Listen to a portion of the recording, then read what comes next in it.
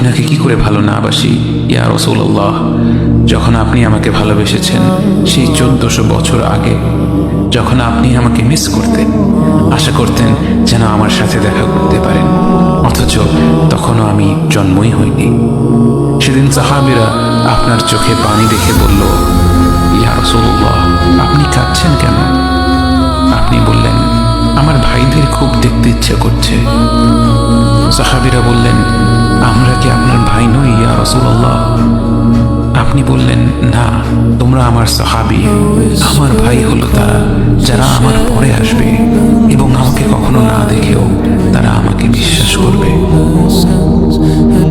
মৃত্যু শয্যায় শুয়ে আপনার অন্তরে এই চিন্তা ছিল যে আমাদের পরিণতি কি হবে।